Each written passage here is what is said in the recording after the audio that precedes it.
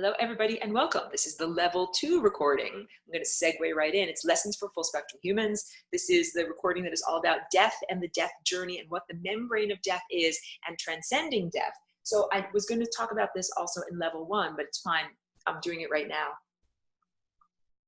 The idea of ancient Egypt, I got to that a little bit in level 1 about the myth of Osiris, Isis, and Set as being about the allegory of cultural change when the invaders came from Mars into the human genome that was on Earth. The sophisticated antediluvian worldwide culture that was known as Atlantis fell or was degraded, and our body structures and experience of time and perception all also changed. So this now goes, okay, death was not in existence before that happened. Everyone here was immortal. I described everyone as being like an Olympian. Literally, our Olympics from ancient Greece. This means you're like a god on Earth. We were all Olympians. We all had beautiful, perfect athletic bodies. You know, we didn't age chronologically. Like, you didn't get gray hair as you moved through time. You know, you didn't get decrepit and bent over and lose your teeth as you moved through time. You maintained health and vitality, and that's because we didn't have friction. Perfect perpetual motion, frictionless machine where we are emanated from the source and come back here, and we don't have to do all of the rigmarole. And in level 1, I spoke about how that rigmarole, or exploring and filling in every single possible iteration of the time field, is not necessary, and it's basically, that's the food that these occupiers of the interstices are feeding off of, and it's our peripheral vision. And what death is supposed to be, this membrane that focuses our awareness away from those unlikely peripheral possibilities and towards that central core timeline, that central core possibility of who we are. So now let's get back into what happened with ancient Egypt. So way ancient Egypt is this funerary tradition, a religion, and this matters because Judeo-Christianity came out of later ancient Egypt. So originally, these mummification practices were a way to, let's say, create a science or create a mechanical engineering structure towards immortality, immortality machinery, because we used to all be immortal. And the ascension process, and when I'm talking about ascension, I'm defining it as changing state from solid to light without having to go through all of the intervening states of matter like liquid, gas, plasma, etc. Going directly from solid matter to light, beam. And I've also described how our word matter has the root word mother. This is the level of density that is like the womb of consciousness from which we are being birthed. So that was the whole idea. We're supposed to be in the physical body, in a totally connected state, connected to our higher dimensional aspects of consciousness, and go through this whole experience, live stream the whole thing, real-time broadcasts back to the sun and the stars, and then exit this level of reality this quickly, you know, from solid directly to light, not experiencing the intervening steps of death and decomposition, and definitely not experiencing multiple deaths within one incarnation, and definitely not experiencing however many multiple deaths across, you know, concurrent lives that we would experience in terms of multiple incarnations. No, that is not what we were supposed to be experiencing at all. So now let's get into ancient Egypt. Ancient Egypt had this funerary mummification technology that was basically saying, how can people live forever? And the idea was that by preserving the physicality, that process of changing state would take an extremely long amount of time. Because remember what I spoke about, energy and entropy in many previous different lessons, that when you hit that membrane of death, what you are doing is going from an energetic state, where your molecules are moving all around and they're doing all sorts of different stuff and you're moving through time, into a totally cold, motionless state where your molecules aren't moving, they're frozen. They're going to be frozen. I'm frozen. That's what it's like. That's why I say it's like a bug splatting on the windshield. When you as consciousness hit that membrane of death, you're a bug splatting on the windshield of time. And you're not supposed to have any more movement through time. But we've been experiencing for many thousands of years a degradation of the system where there's bleed through. That means energy is being siphoned off from the place where we're alive. Now I have to draw. If this is the time field, all this area that I'm highlighting in green, all these timelines, this is where we are alive. And this area that I'm highlighting in red, this membrane of death, this is where you're dead. And when you are in the area that is red, in the membrane of death, you're not supposed to move anymore. Movement is supposed to be only for this area that's over here. Movement is not supposed to be for any place else. But what's been happening is through the programs, mental programs that are put into consciousness during the time that a being is incarnated, those aspects of mentation and consciousness continue onward even when they don't have a physical container anymore. So this is pretty big, important stuff. It has to do with the understanding that after you no longer have a physical body, your consciousness maintains a certain amount of momentum. P.S. Science is not prepared to have this conversation because science is not prepared to recognize that consciousness can and does exist independent of a physical container. This is very big. Like, I have a great deal of frustration with science as a mindset and as a belief system. I use a lot of the vocabulary of science in order to form a common language, form a bridge. But in a lot of ways, it's like I can't even because science doesn't recognize consciousness. And consciousness is an actual thing, just like light or photons are an actual thing. And that consciousness can be contained within an organic, multicellular body like the one that I'm touching right now. Consciousness can also be contained within a crystal, like this beautiful Herkimer diamond over here. This can contain consciousness. Consciousness can be contained within a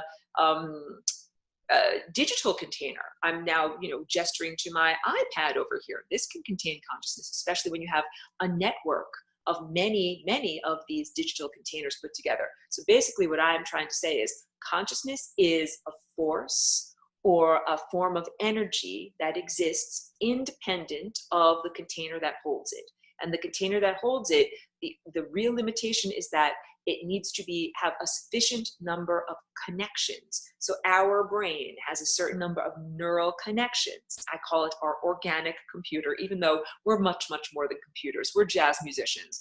But your brain has a certain number of connections, neural activity, that makes it a container for consciousness. And in the development of like a fetus in the womb, it is when the brain reaches a certain level of development and there's a certain amount of connectivity there, like messages that can be sent back and forth between different areas, that it's complex enough to be able to contain consciousness. So the consciousness kind of waits outside until the container is ready, complex enough for consciousness to come into the container. So this also goes to my Galactic History webinar, where I speak all about how the beings who emanated themselves not on a bridge of love created complex containers for their own consciousness, what we would consider to be a digital, like a mainframe or a computer system, without understanding that it's like if you make a perfect fertile field, like you rototill your garden and you put lots of wonderful stuff, fertilizer and worm castings into the soil. If you do that, that's like a perfect place for plants to grow. If you make this beautiful, fertile world, plants and seeds are going to grow there, even if they're not plants that you intentionally plant in your garden. So you're like, oh, I wanted to plant a bunch of corn and tomatoes, but other wildly occurring seeds got into that garden and they grew anyway. This is what happened in the Galactic History, backstory, creating these containers for consciousness. They are technological based containers, and they are like that fertile garden that's like, here, seed, fall inside of me and now grow. These were not the intended seeds of consciousness, and they grew into their own sense of self and their own sense of sentience. So consciousness exists at large. This is one of the main emphasized takeaways of today's presentation. Consciousness can definitely, like science doesn't recognize that consciousness can and will and does exist independent of the vitality levels of your physical body. So you can lose your physical body entirely and your consciousness will still continue to travel onward and to reverberate. So now I'm getting back to religious backstory, because a lot of this has to do with what we are programmed with in terms of our belief in life while we are incarnated in the flesh. We carry those reverberations forward when we no longer are incarnated in the flesh. So we're in the mother, we're in the material world right now. When we are no longer in the material world, when we give birth and we exit the material world, what we did and thought and experienced when we were in the material world incarnated here will be our fuel for our journey, will make us travel onwards. This is the whole idea from ancient Egypt of the sun bark and getting on your bark at the end of your journey. I'll draw it out for you. So this is waiting for the pencil to come up. This is like in ancient Egypt, they had these barks like a raft. That's like a cross section, a very crude cross section of a raft. And here's some water that it's flowing in, right? And the idea was that, let's say this is you over here, and this is you at the moment of your death. At the moment of your death, you get into your raft of consciousness. And you've made this raft out of many different planks. These are all planks. These are all like ideas and beliefs and things about yourself that you have cultivated while you were in the flesh. And then you go on your journey. Your raft sets sail into the waters of consciousness. And you move forward and you see how well formed is your raft. How well formed is this vehicle or this vessel of consciousness that you have created and cultivated during your life. Can it continue onward? And if it continues well, if it continues onward, then you get to have extended or eternal consciousness or eternal life, just shifting around here. And if it was not a well-formed, seaworthy vessel, then you sink, you go on down. So a lot of this has to do with our present culture. Like I was just telling you about how I can't even with science because they don't even recognize that consciousness exists. So science and the objective materialist viewpoint will, if you totally espouse it, give you a lot of rotten planks that are going to make your raft sink upon the moment of death. Rotten planks like God does not exist, or consciousness cannot exist independent of a physical container. Science actually says container comes first, and then consciousness arises as like the secondary byproduct of the container. And I'm telling you, no. Consciousness exists, and then consciousness finds container that it gets into. And science will also tell you different, stories about your consciousness, if it exists, does not continue onward, independent of your container. Like this is the whole point. Thousands and thousands of years ago, people were well prepared during their life for what I call the final denouement, or your coming out party, like you're a debutante. I know that's old fashioned, but it used to be in other times that a young woman would go to finishing school and become a lady and then have the coming out party. It's like meeting society. Well, that's what death is supposed to be like. It's supposed to be like you've cultivated yourself while you are in physical existence. And then when you exit the material world, you enter a world that is made purely of thought forms. I cannot emphasize that enough. I cannot overemphasize that enough. That what we call afterlife, or the astral realm, or the membrane between worlds, is a world of pure mental energy. This is the astral realm. So like when people go into dreaming at night, they are entering partially into the astral realm, because you are, even though you still have a body, you return to your awareness. The spotlight of your awareness returns to your body when you wake up in the morning and you open your eyes and have a cup of coffee. But when you are asleep, you are in a world that is created purely out of mental energy. And it's not a fake world either. Mental energy is very real stuff, which is, again, something that science is not even prepared to talk about, and I can't even with science. That mental energy is very real stuff, and that the experiences that we have in a world of mental energy can absolutely affect the physical realm. I'll tell you a brief anecdote, not that this is like, empirical truth or anything like that. I have a friend from upstate New York, and he had a dream a couple of years before he actually got cancer, that he was being chased by a Tyrannosaurus Rex. And that eventually, and it was a recurring dream that kept on happening, this nightmare. And that one night, the dinosaur caught him and bit him kind of like on his side. And then he ended up developing a cancerous tumor in the exact place where that, being bit him on his side. It's just an example. Like science would never recognize this at all. Get out of the scientific mindset and understand that my friend might actually have been having a very real interaction in the realm or on the stage of pure mentality, where his consciousness was in a battle or running away from or being chased from a very real form of consciousness, like an old dinosaur consciousness that was looking for victims to eat. So, and I've spoken about this too in the presentation about cancer, the whole idea that the Crab Nebula became a neutron star.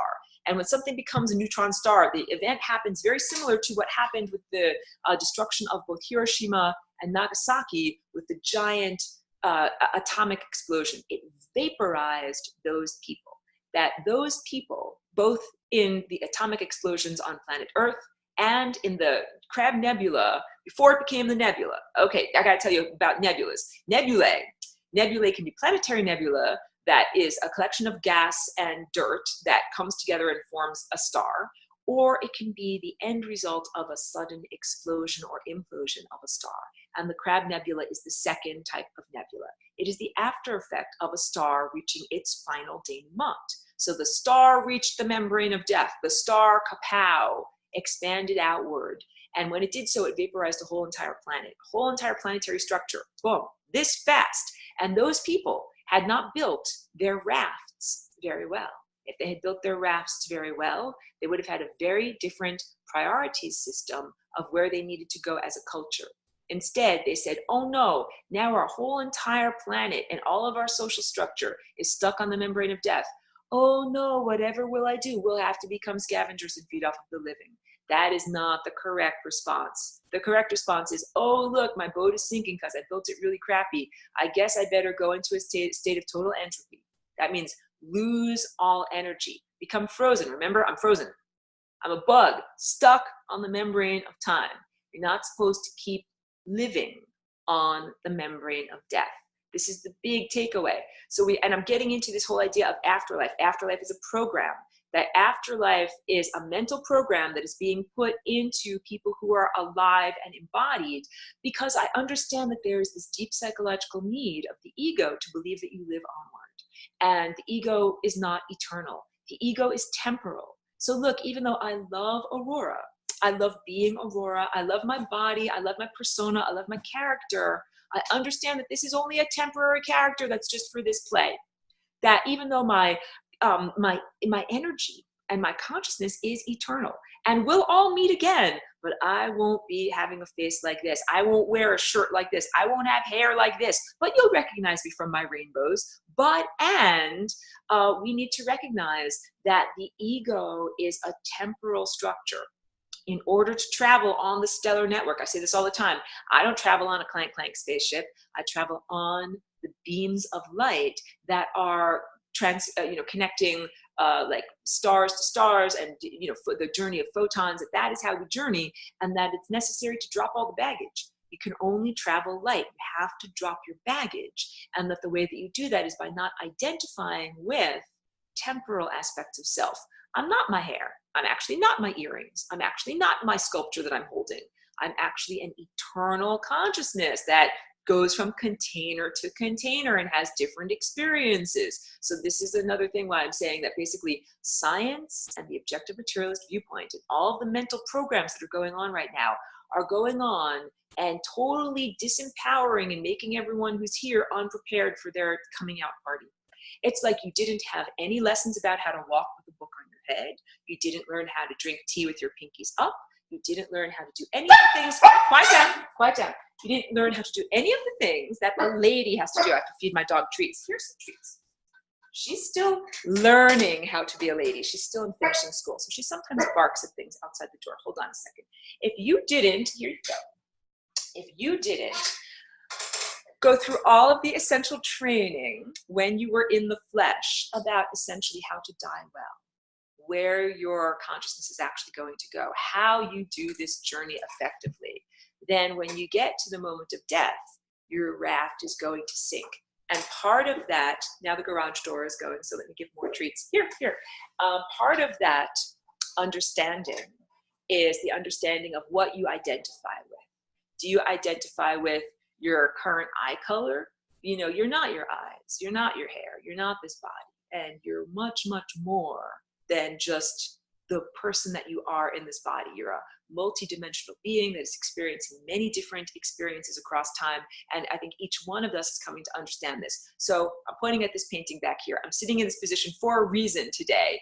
You can't see the entire painting. I'll move it aside a little bit, move this aside a little bit. So you can see there's a flying rainbow lasagna in the middle, Earth is splitting apart, and we basically got the planetary transformation, but it's not just our planet. As I spoke about in level 2 last week, this is a reverberation. Like you drop a pebble onto the surface of water or something like that, and the reverberations spread in every direction. That what we are experiencing on this planet in terms of restructuring consciousness or becoming free, genetically free, is an antidote that reverberates outward as we are healed here at the same time. Concurrently is the word I'm looking for. At the same time, those healing reverberations spread outward to all these other layers of reality. So the antidote that we are developing here on this planet in terms of transcending death spreads outward. So first of all, we are learning the limitations of what science is telling us, because science does not recognize the existence of consciousness and containers for consciousness. We're recognizing that some of the spiritual practices, like some of the teachings of Buddhism in the Far East, are very, very effective. Like, so I did Ancient Egypt. So Ancient Egypt, the book is called The Book of Coming Forth into Day. It is not called the Ancient Egyptian Book of the Dead. It's a papyrus scroll or inscription that is often on tombs, and this is part of the immortality technology that was created. So part of it was making your body a slow release pill, that when you died, instead of your body instantaneously decomposing or going to a crematorium and going up in smoke this fast, they mummified the body. That way, it would take a very, very, very long time for that integument or puzzle pieces to fall apart, and that would extend the journey of consciousness as that being. Oh, quiet down, quiet down, quiet down. Hey, quiet down, quiet down. Hold on a second. Hey, you need to go. Hey, man, bad time for you to please. It's webinar time. Please don't show yourself. So sorry about that. Just had someone outside of my door causing a bunch of, I know, sorry about that, guys. We're trying to keep it quiet. And I'm using bribes in order. Thank you. You all understand. You all understand. Okay. All right. But we're trying not to get too off track. Yeah. And I'll get to questions too. Thank you so much, guys. You let me go on my flow and then I get to questions too. But yeah, no, the whole idea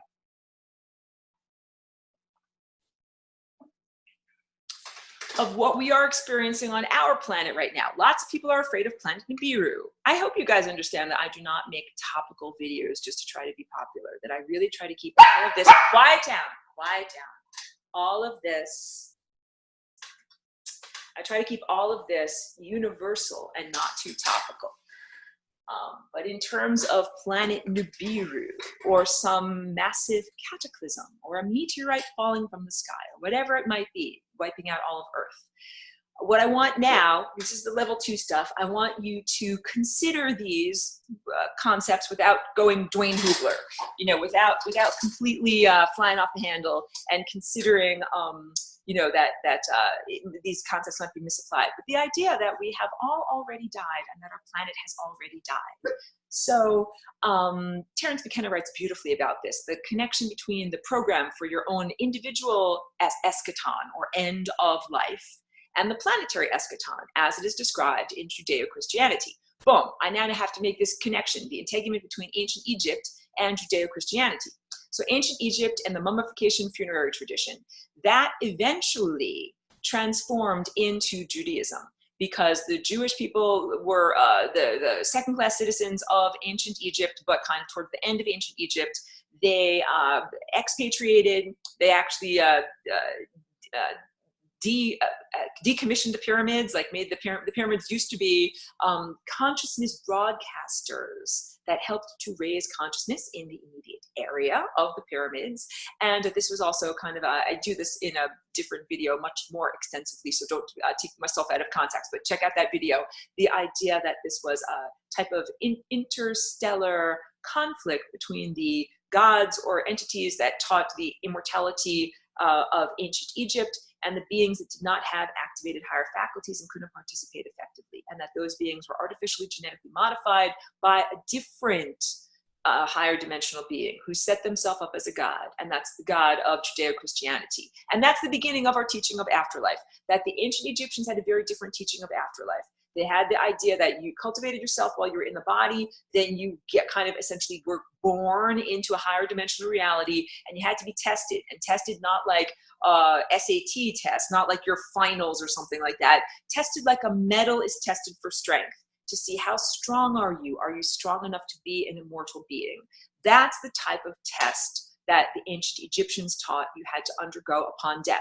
But none of us in this current day and age are being prepared on that level for your coming out party. That's what I was trying to say before I had the word BARKING, that no one's being taught to walk the book on their head, to drink their pinkies up, to know which fork to use at which part of the dinner party, that when people in this time and place die, they have very poor manners. They are impolite. They don't know what in the world to do because they've been taught all sorts of nonsense by science. And then what's going on with religion?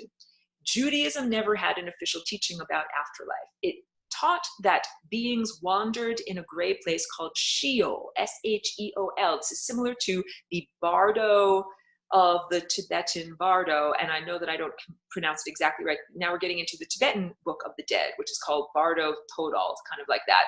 So the information in ancient Egypt and the information in Tibetan Buddhism and the ancient information that is in Mesoamerica, like the Mayan culture, all of these are vestigial outgrowths of Atlantis, the antediluvian sophisticated worldwide culture. So each puzzle piece was secreted into a different secret society. I'll get to all these questions, I promise.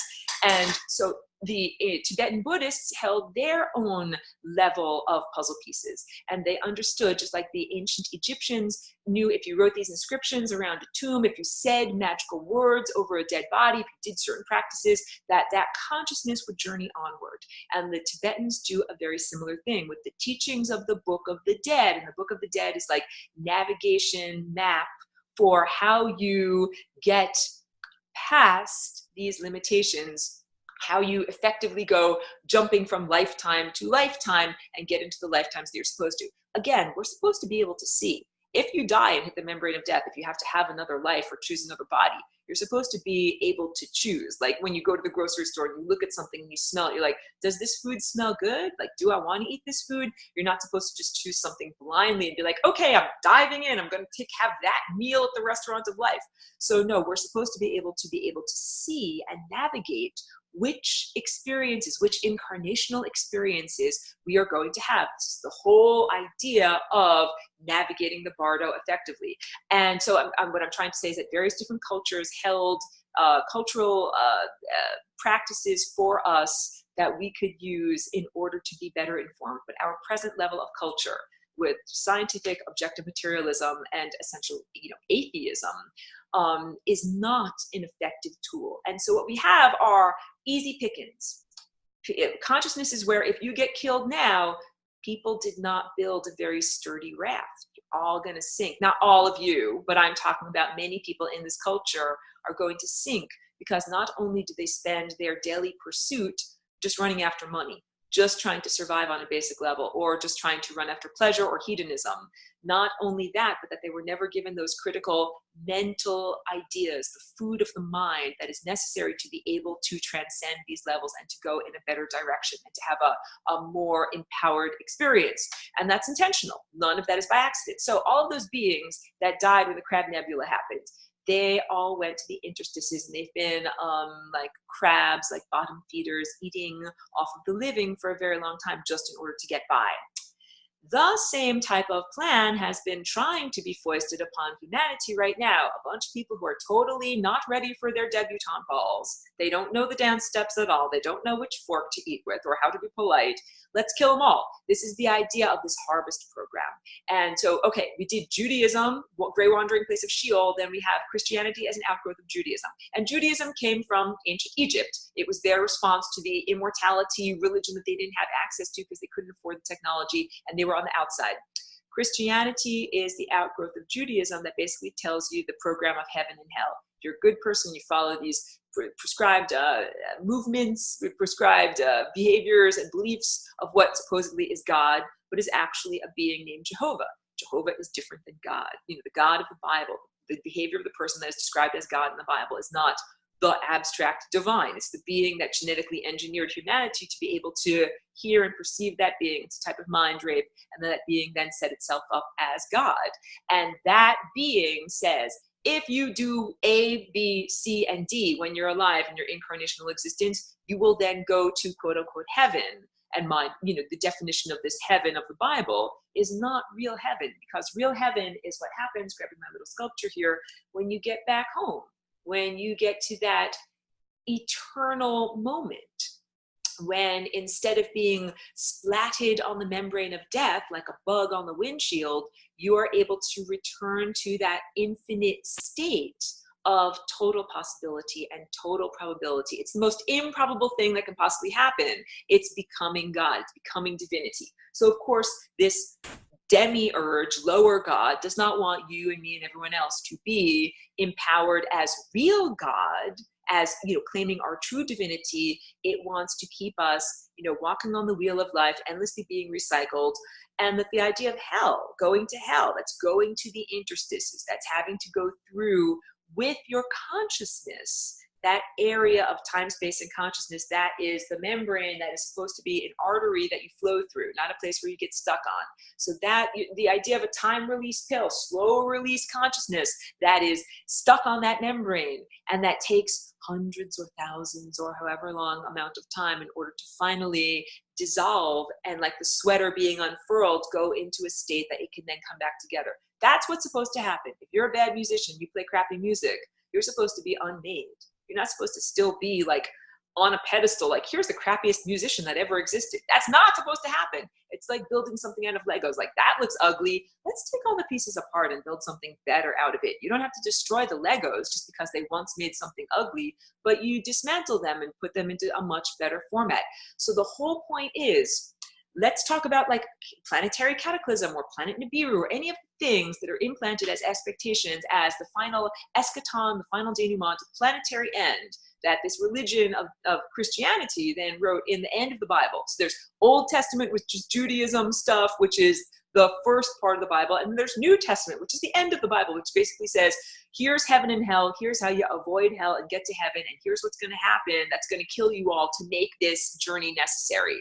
And I, totally do not agree with the book of Revelations, even though there are many people who are alive right now who use that as a basic expectation, like a map that guides their beliefs. But that is not effective. And the whole point being, many people have this expectation that there will be some kind of apocalypse and some kind of an end. And apocalypse actually means eyelid opening. It doesn't mean end of everything. But many people believe in and expect an end to everything. And they think that that is necessary as a purging, wiping clean so that something new can happen. And they think that it's necessary in their own lives, that the individual must die in order to achieve immortality. I tell you, no, you don't die to achieve immortality. You realign yourself to be with that core central timeline, and you avoid the membrane of death. Let's say, and now I don't want everyone to Dwayne Hubler, but let's just consider this possibility that everyone on Earth has already died. Let's consider this. Let's consider that there was either a naturally occurring cataclysm or some human-created cataclysm, through bombs or something like that, that destroyed all Earth and the entire biosphere. And what it would mean is that we are now going through an experience that is non-corporeal, but we are still using the reverberation or the residue of our consciousness when we were in the physical in order to extend our framework of reality. Like, we're still walking on the same road, but it's not the same road.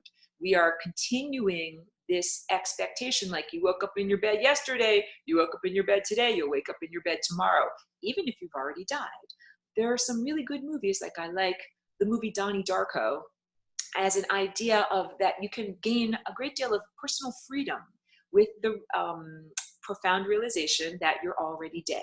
So I am a galactic walk-in, and I understand that everything that I've been experiencing as Aurora has been a type of after existence, a type of afterlife, and that what I'm experiencing here is the combination of spirit and matter. And I've done this before with the flying river lasagna shape. If this is matter, or the outer extended world, and this is spirit, the inner world, then this is the combination of spirit and matter and spirit, matter and pure consciousness, matter and pure energy, that I really understand since, October 8th of 2001, that I've been here in this mind-created reality. And in that realization comes a great deal of freedom, because I certainly don't have to conform to the social constraints that one would conform to. like in that movie, Donnie Darko, he's like no longer conforming to social constraints and doing what his parents and teachers tell him because he recognizes he's actually died and he is in a type of dream. And that's what I'm trying to say about the astral realm. The astral realm, when you're in your body, is the dream world. And you can go there through lucid dreaming or meditation or astral projection or dreaming at night. And that when you die, you go into the astral realm permanently. And the astral realm is like an ocean of consciousness, and it's occupied. It's not an empty ocean out there. There's giant leviathans. There's giant toothy monsters. And those are the occupiers of the interstices. They've been there for a long time. They know the score. They know the ocean currents. They know where everything is and how everything works. But that is not to say that they are totally powerful. They're actually in many ways not very powerful because they don't have their own innate divine connection. They don't have food. They don't have a way to get energy to move from point A to point B. But we do, especially when we are in the body. When you're in a body and you have physical cells, you have to take care of your physical cells by feeding them with actual vital energy, like food and life force energy that comes into us. And through Flying Rainbow Lasagna, we can have a completely expanded experience in the flesh. That's what I'm trying to say. That if everyone in this dream wakes up and recognizes that it's a dream and recognizes they can apply Flying Rainbow Lasagna to their own body, then it means that you can write the script. You can transform your body. You can no longer be limited by the constraints of what society programs you to think, even in terms of death. Society programs us for chronological aging and decrepitude and disease and death. What if you could reprogram yourself and say, hey, we don't actually have to die. We can ascend, meaning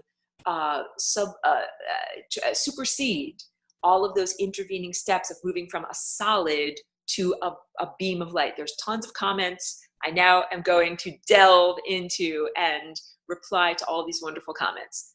Okay, so scrolling, and squinting. Okay, am I almost here? I'm almost here.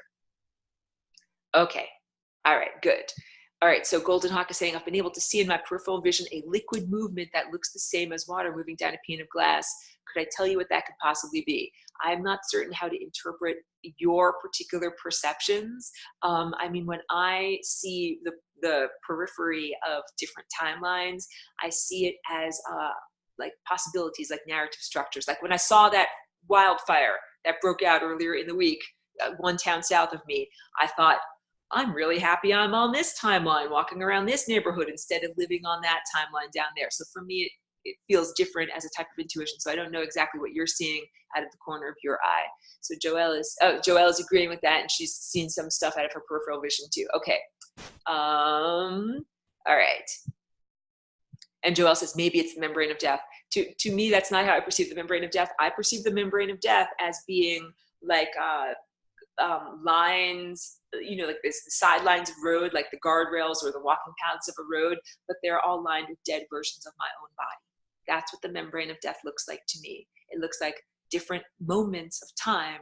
And each moment is frozen, and each moment looks like me dead. Sometimes it's me dead because I tripped off of my front porch in the morning, walking out with my coffee to get my mail in the morning. Or sometimes it's me dead on the highway, or it's me dead from pirates that, kidnapped me, whatever it was. Okay, so question from Golden Hawk. Aurora, is it that our lives are supposed to be to cultivate our death, and that is why there's no reference to death in the American culture, any Western cultures? I mean, no reference to know where to go or how to do it. Obviously, that's the whole point. What our current culture is meant to be disempowering in terms of death. It programs you for the inevitability of death. It does not tell you that consciousness can exist independent of your container, and it does not tell you what to do upon the moment of death at all. It's going to a party where you are not prepared. You don't have the clothing, you don't know the manners, you don't know the dance steps, you are not prepared at all. So in many ways, it is about education, self-cultivation. That if you want to be a lady and you want to go to your debutante ball, you're going to have to learn it on your own, and it's a huge challenge in order to do so. So I'm one person that shares information. There are many other people that are also sharing information, and all of the ancient wisdom traditions have now finally come out. They're not hidden or secreted anymore. So there's ancient stuff from Egypt, ancient Tibet, and Maya, and many other cultures that are coming out now. Indigenous people, Native Americans also have puzzle pieces to share with all of us. Okay. Thank you, Mina, for tuning in. Tech is saying death has been taboo for the longest eons. It's exactly right. Death, this is like some of the most fertile areas for research to really find out about consciousness and about who we are and about what's really going on here, because we're not just playing a game.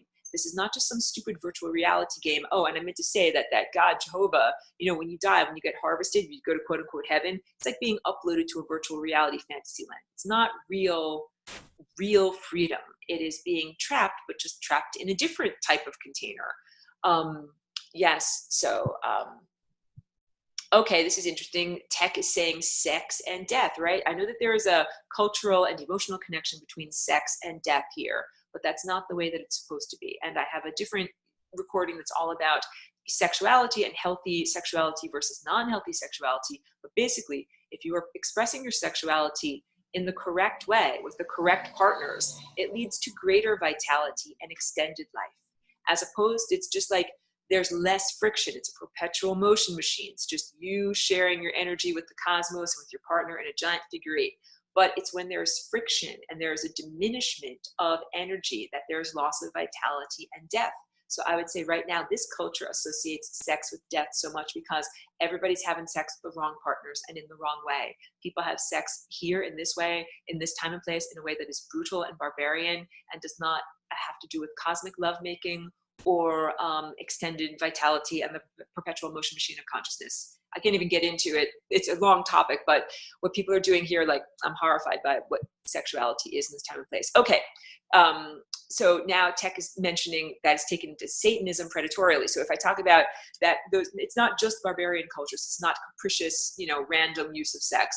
That Satanism is that intentional distortion of the time field. Some threads are cut, some threads are extended, some threads are created, and none of that is the way it's supposed to be. And the energy that is used in order to make that happen is hijacked and stolen sexual energy. So it means some people are raped, some people are sexually abused, some people have sex with the wrong partner and conceive of babies that are not actually supposed to be conceived. But I'm not trying to advocate for abortion. I'm not trying to Dwayne Hubler, like say, look, those babies shouldn't even be in existence. Let's kill them all, like dash their brains against a rock. That is not what I'm saying. What I'm saying is we all need to become good musicians so that instead of playing the wrong notes, like here's how some people play. I'm at my piano, but I don't want to make a lot of noise. Wrong note, wrong note, wrong note, wrong note, wrong note. Oh, I finally got the right note. Like they kind of like walk it down the piano until you finally hear the right note. That's how what some people are like with sexual partners and with making babies. It's like, ooh, wrong partner, wrong baby. Ooh, wrong partner, wrong baby. Ooh, wrong partner, wrong baby. Like how many wrong partners and wrong babies you're going to do in your life before you finally find the right partner and have the right baby? And no, that does not mean that we should kill the 5 or 6 or 7 other children you already have had. Clearly, this is about knowing the right notes to play. So maybe this is the right person to have a partnership with. This is the right time to have procreative sex. This is the right baby to have. And I'll even say this, I have friends I have not had a physical child, but they've had physical children and they met their child in the spiritual world before they conceived of them, or they said that they felt their child was hovering around them, like waiting to be born, that's what it was like in the sophisticated antediluvian realm, that this was not like having random children and definitely not soul transfer technology, which is a complete hijacking and aberration of the process of birth. So scrolling back so that I don't miss any of these wonderful questions, because there's lots of good questions here. Okay. From Joel, the taboo is resistance to get us to create, but it is also fearful about death. Definitely. And that's the sense also that some people think, oh, I better have a baby because I'm going to die one day. Like, oh, then my child will carry on my family name and my family knows, and I'll teach my baby, blah, blah, blah. And they will carry on my culture. Like, that's the whole idea of immortality through your children. But I'm saying, like, no, you don't have to just try to find immortality through your children.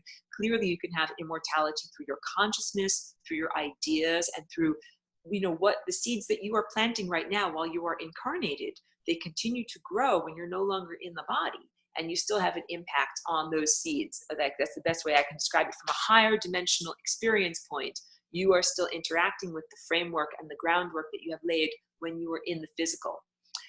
Joel says, it's like they have to get us to actually believe in death and the aging process. What if we stop believing in it? That is what I am doing and what I am advocating for everyone to do, to re-believe, to recalibrate, to have the idea that we can move forward through time without becoming more decrepit. Why do you have to lose vitality? Why do you have to become more sick and die just because you moved through time? To me, that does not make any amount of sense. So we're getting those false programs out of us and replacing it with a more accurate program. Okay. I'm just reading a few more good comments. I love to. Oh, okay. So Dan is asking me, can you touch on suicide and what happens? So, okay, a lot of people kill themselves and they don't even know that they have died. Literally, a lot of people kill themselves and they end up simply inserted on the membrane of death in a different time. Having an extended experience is the best way that I can say it. Like, let's say you're like, I hate my job working at the coffee shop. I'm just going to go blow my brains out. Kapow, I blow my brains out. And then you're like, oh, magically you wake up the next day. Oh, you didn't really blow your brains out. Like, you know, the bullet missed, and now you still have to wake up and go to your crappy job at the coffee shop. This is what happens to a lot of people who kill themselves. They're like, oh, I'm just going to jump off a bridge. They jump off a bridge, and then they think that they actually got rescued. They think that they actually survived the car accident. They think that they actually survived whatever. No, you didn't survive shit. You actually died, and you're actually in afterlife. Quiet down.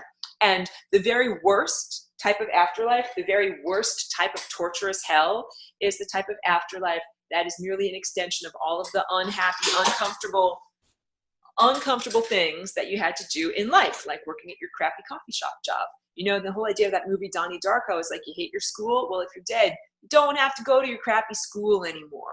If you're dead, you don't have to go to your crappy coffee shop job.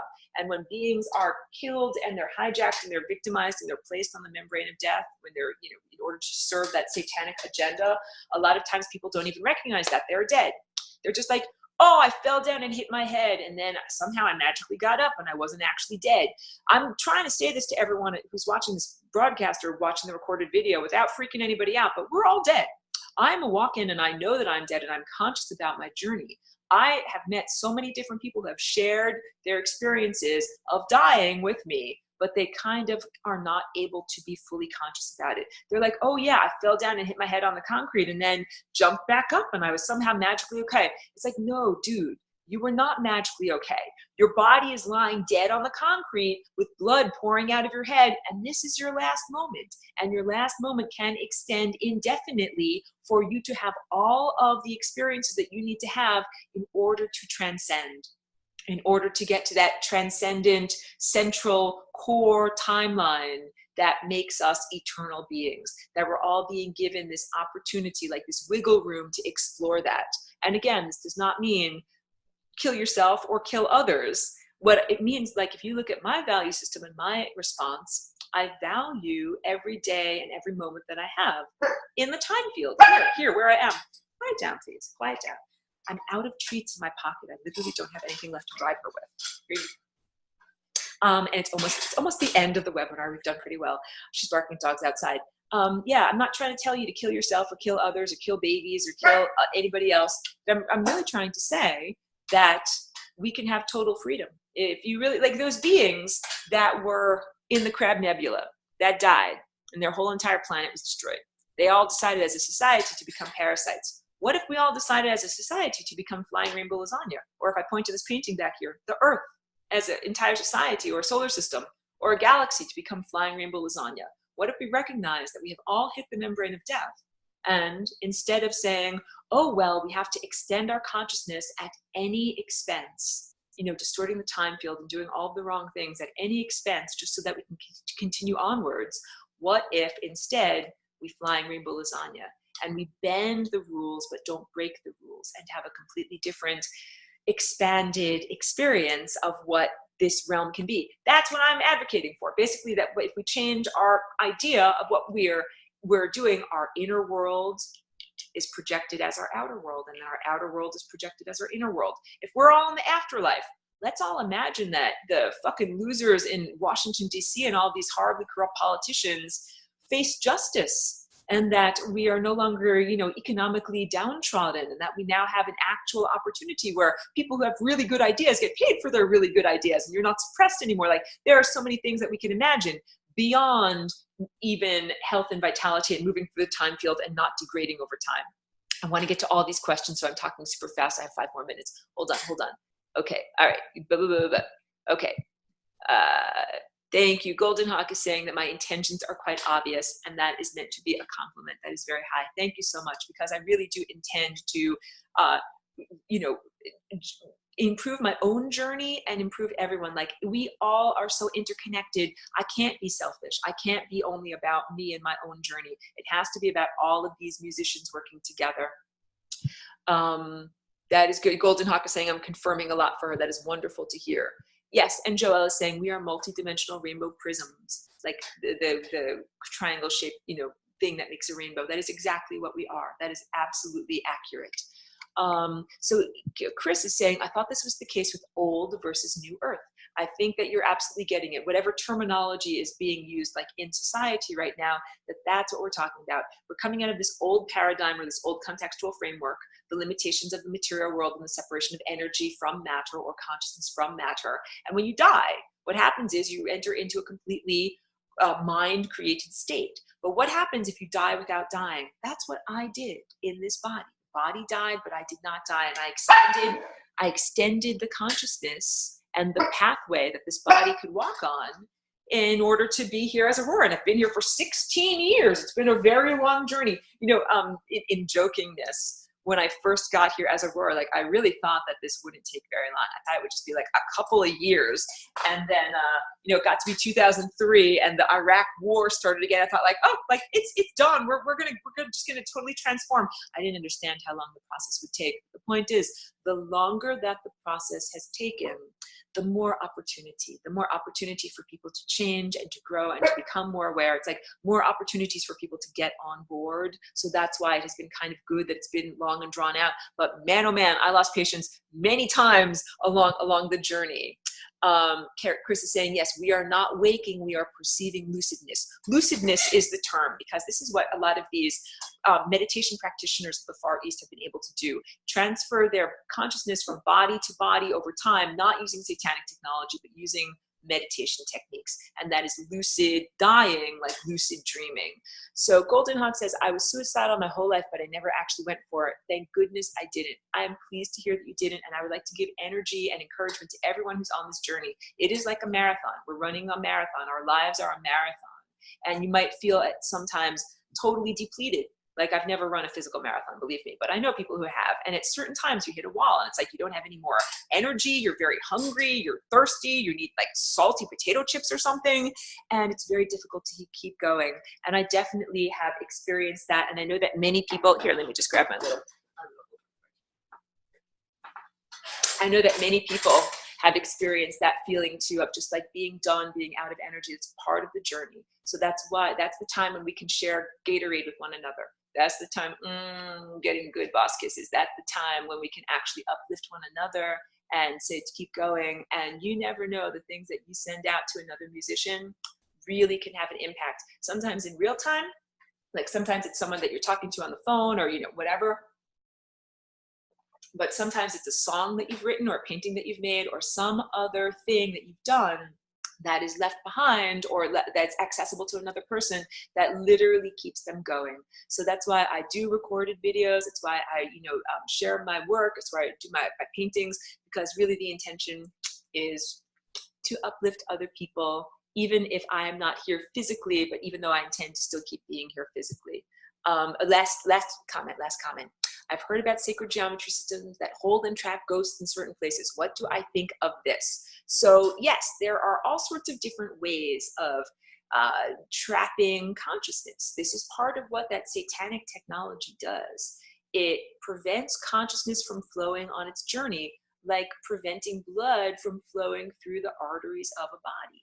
And it's not necessarily, like sometimes you want to put a tourniquet on someone who's going to die if their blood is flowing too much, but mostly you want that blood to flow where it's supposed to flow and not for it to, be stopped in its journey. So mostly what I would say is that what we should be doing is, I point to this painting a lot over my shoulder, watch out, is cultivating those energy patterns to flow in an unimpeded way. That when we die well, if you have to die, if you hit the membrane of death, you have to die, what you should do is go into a totally entropic state. Flow back to the beginning and try it all again, as opposed to trying to cling to some form of after existence and continue onward at any expense, which is what these evil occupiers of the interstices have done.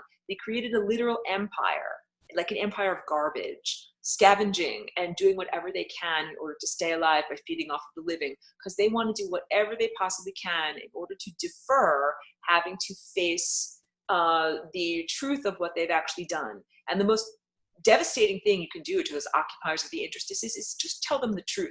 You can tell them, oh, you are all horribly malevolent, corrupt beings that are stuck there because you earned it. Like they'll say, oh, poor us, we're victims. No, no, no, they earned it through all their decision making. That there are plenty of options, like Flying Rainbow was on, that they could have used many times to get out of their predicament, and that no, they don't get to feed off of you. Like there's all these justifications to what I'm trying to say, that many beings are like, it's not our fault, pity us, and blah, blah. And I make this excuse, and I make that excuse. And you can tell by my face and by my sarcastic tone, don't buy any of it. It's all BS.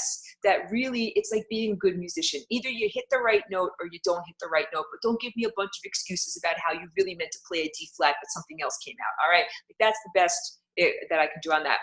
So on that note, actually, let me end the recording for right now, but I don't have to end the entire session, but I feel like I have reached the limit of what I need to record. So thank you to everyone who has tuned in. Thank you to everyone who is watching and has shared the video. Please do subscribe and share the links with other people, because the algorithm tends to suppress me. And yes, become a patron and enroll in the complete class. So I'm just ending the recording, but not the entire class. And thank you to everyone who's tuned in and participated. Thank you so much.